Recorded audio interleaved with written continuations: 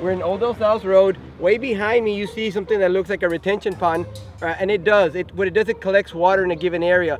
So you can see the project, you'll see some layouts, you'll see some blueprints. There's a lot of coordination. This is all city funds. We can't always do it that way. It just so happens that this time we do have a little money in the budget to do this project. We're near Mesquite Grill, which is down the street. We're near a new development where people are gonna live, families are gonna live. So we deal with it constantly, but I'm gonna leave Lisa to say a little bit more about the challenges of drainage in our community. In our community, the drainage problems can sometimes occur all of a sudden. Sometimes it can be dry as a bone, and then all of a sudden we'll get a flash flood. The rains coming through this area come as far away from El Sauz, coming down 3167 behind the high school, and then they'll travel through the subdivision.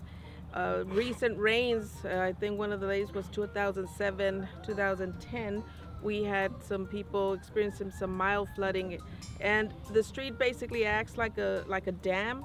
So in this project, it's going to alleviate all of that and help it flow down the natural flow of the water.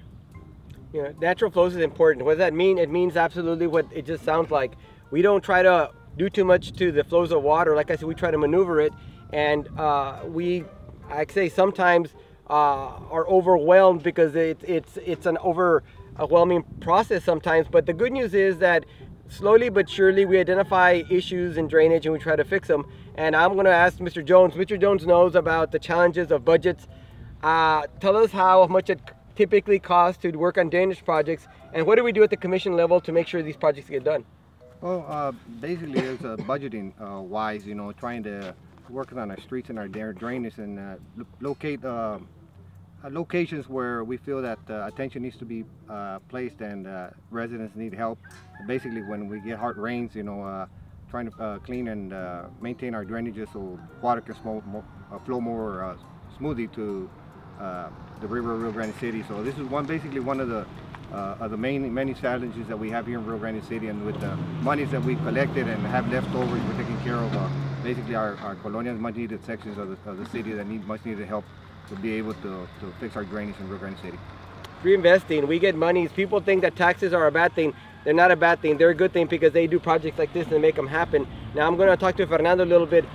Fernando at his level gets all the complaints, gets the comments, positive and negative, of what needs to happen. So Mr. Guerra, tell us how this project came to be. What initiated this project being identified as one that needed help?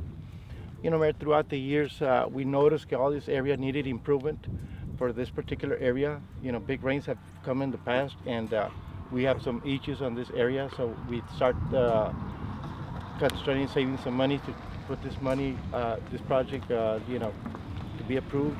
So thank God I'm about desperate to get started with this project, because I think it's going to be a wonderful help for everybody, for the street and all this community. So hopefully by the 17th, we're going to get started, and I'll just take it, give or take about a month and a half. It's going to take us to make it up, finish it.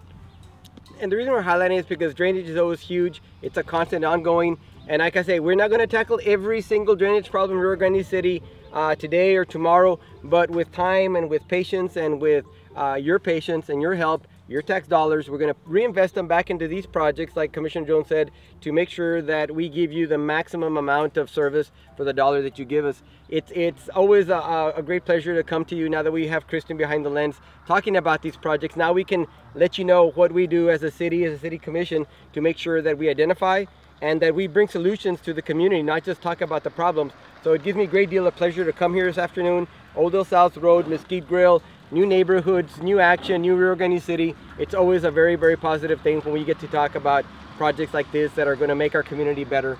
So for the City Commission of Rio Grande City, the EDC, Elisa Veas, the Deputy City Manager, Fernando, Commissioner Jones, I'm Mayor Villarreal, speaking on behalf of the entire community of Rio Grande City. And like always, Rio Grande City, I'm going to say, like I used to say in old RGC TV, Rio Grande City, we're here to work for you.